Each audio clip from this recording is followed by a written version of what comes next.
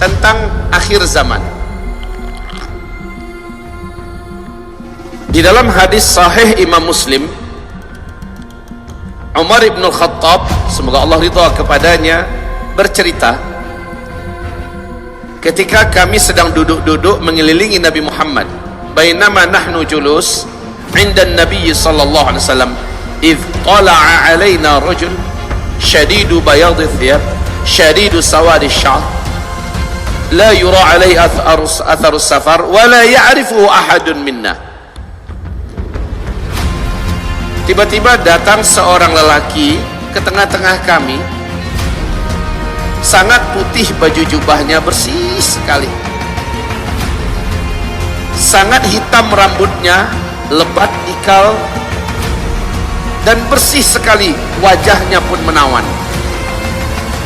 Tidak nampak orang ini tanda-tanda habis melakukan safar yang jauh. Lah dulu itu nggak ada pesawat, dulu itu tidak ada mobil. Kalau orang lepas dari safar ketahuan pak, mukanya kusut, rambutnya semrawut, bajunya juga lusuh. Tapi ini nggak nampak sedikit pun, bersih banget. Mendadak muncul satu kota Madinah, nggak ada yang kenal dengan laki-laki ini. Fajalasa ila Nabi sallallahu alaihi wasallam fasnada rukbatih ila rukbatih. Dia duduk tepat di hadapan Nabi, diadunya kedua lututnya dengan kedua lutut Nabi Muhammad sallallahu alaihi wasallam. Wa wada'a kaffaihi ala fakhidhaihi.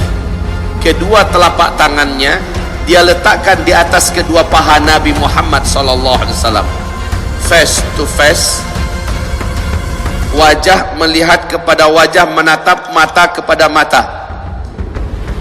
Kayak udah akrab sekali. Langsung dia bertanya, ya Muhammad, akhbirni anil Islam. Hai Muhammad, kabarkan kepada saya tentang Islam. Maka Nabi menyampaikan rukun Islam yang 5. Ini akhirnya menjadi dalil oleh para ulama-ulama Ahlus Sunnah wal Jamaah tentang rukun Islam yang 5 itu. Mana dalilnya? Ini hadisnya. Setelah Nabi menjawab, apa kata orang ini? Shadaqta. Jawaban engkau benar.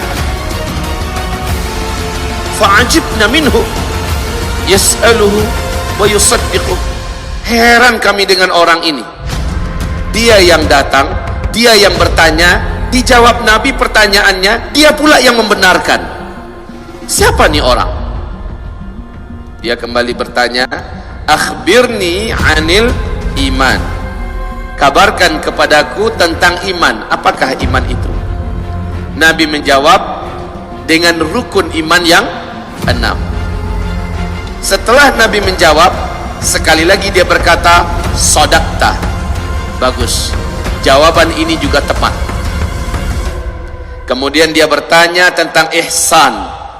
Nabi menjawab, anta'budallah ka'annaka tarah, fa in lam takun tarah fa innahu yarak.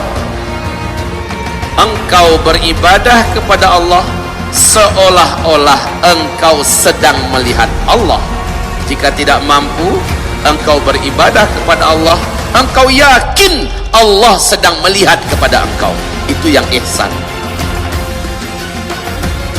Barulah dia bertanya, mata sa'ah. Hai Muhammad, kapan kiamat terjadi? Di mana-mana engkau menyampaikan kiamat sangat dekat, kiamat sudah sangat dekat. Kami ingin kepastian Muhammad. Mata sa'ah, kapankah kiamat itu akan terjadi? Tepatnya kapan? Nabi sebagai seorang as-sadiqul masduq menjawab, mal mas'ulu anha bi'a'lama minas sa'il. Sorry, untuk pertanyaan yang ini tidaklah orang yang ditanya lebih tahu daripada orang yang bertanya. Saya tidak tahu. Kesimpulan ini menjadi pegangan ulama Ahlus Sunnah wal Jamaah sampai hari kiamat. Tidak seorang pun makhluk, Tidak seorang pun manusia di bumi ini sampai kiamat yang tahu kapan kiamat itu akan terjadi, tanggalnya, bulannya, tahunnya. Ke depan, kalau bapak semua, ibu-ibu mendengarkan ada ramalan kiamat, bagaimana prinsip kita? Wajib diingkari, jangan pernah percaya, tolak mentah-mentah. Siapapun yang menyampaikannya, sehebat apapun orang yang menyampaikannya, hafal seluruh kitab di muka bumi ini, bukan hanya Al-Quran, bukan hanya kitab-kitab yang lain, bukan hanya buku-buku kuning, bukan, semuanya dia hafal. Karomahnya Masya Allah, dari sini ke Mekah cuma 1 detik. Hujan lebat dia nggak basah, dibakar nggak terpanggang, nggak mempan dengan senjata tajam apapun. Kalau ngomong petir keluar dari mulutnya, jenggotnya dari sini sampai ke Singapura. Dia berani menyatakan kiamat akan terjadi pada tanggal anu, bulan anu, tahun anu. Wajib kita mengatakan kamu pendusta. Tidak ada ramalan kiamat. Allah juga memutuskan dalam Al-Quran, yas'alunaka 'anis sa'ah ayyana mursaha. Mereka orang-orang itu bertanya kepada engkau wahai Muhammad tentang kiamat, kapan akan terjadinya? Fima anta min dzikraha. Engkau senantiasa memperingatkan umat, kiamat sudah dekat, kiamat sudah dekat. Sekarang mereka bertanya kepada engkau, kapan kiamat itu? Ila rabbika muntahaha. Hanya Allah Rabbmu yang tahu pastinya kiamat itu terjadi kapan. Ini pegangan kita.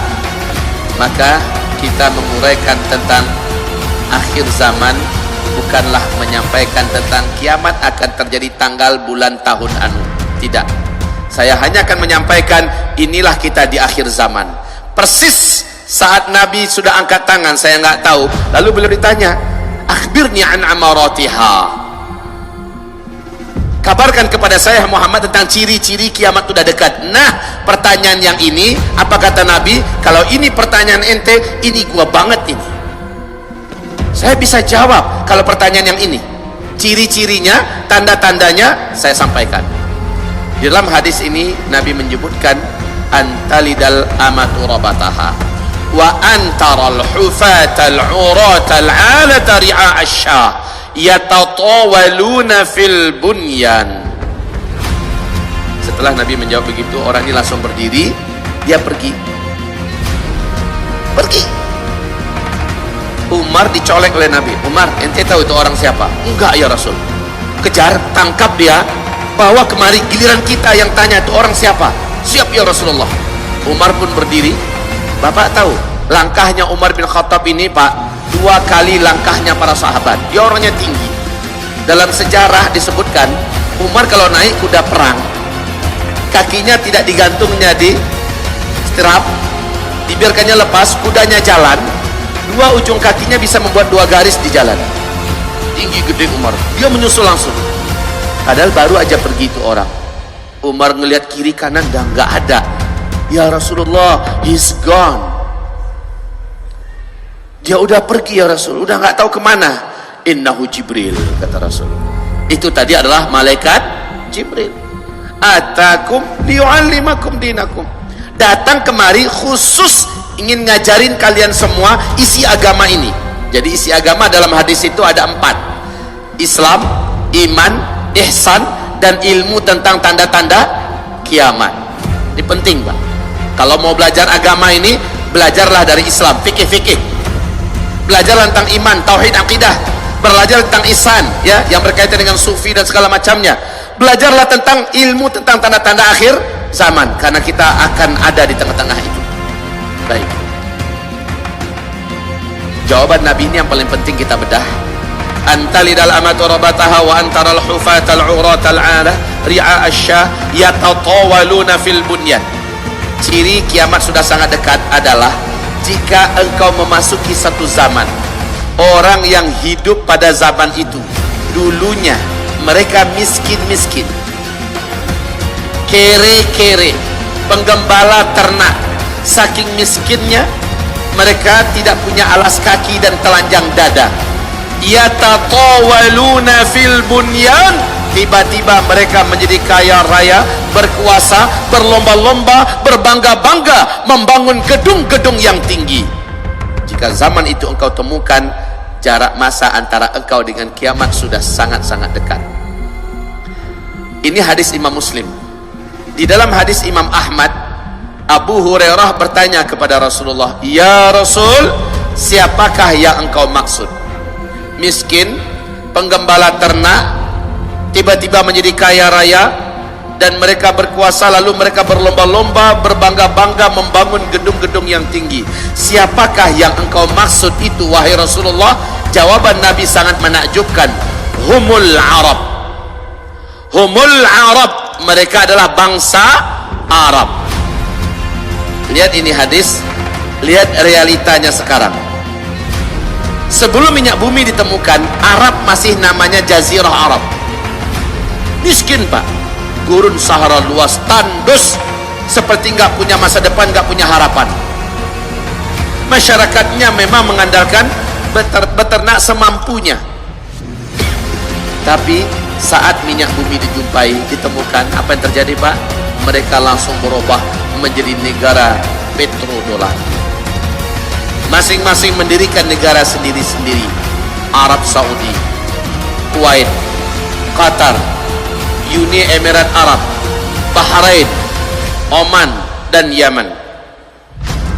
Masya Allah, lihat apa yang mereka buat hari ini.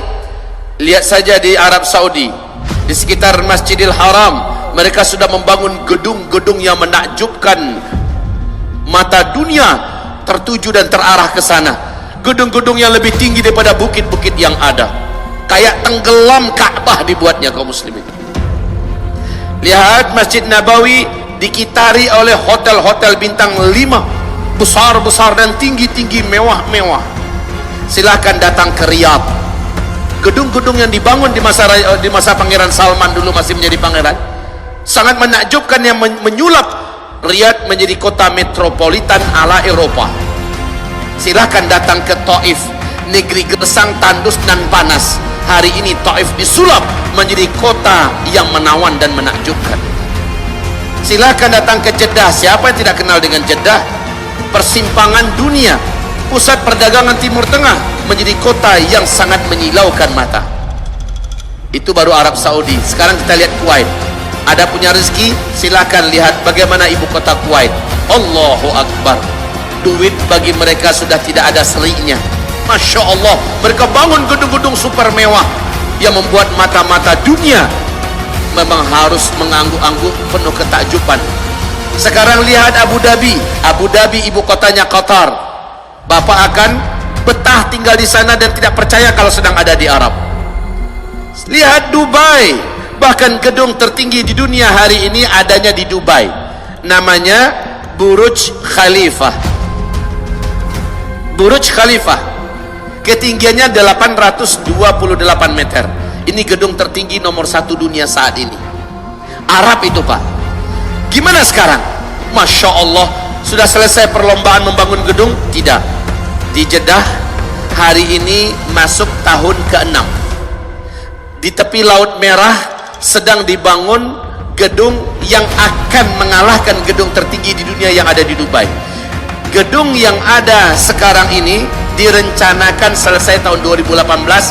Nama gedungnya Kingdom Tower. Proyek ini langsung dipegang oleh Pangeran Al-Walid bin Talal. Ketinggian gedung direncanakan 1,2 km. Arab. Siapakah orang yang kau maksud ya Rasulullah? Humul Arab. Mereka adalah bangsa Arab. Jika zaman itu sudah engkau temukan, maka jarak masa antara engkau dengan terjadinya kiamat sudah sangat-sangat dekat.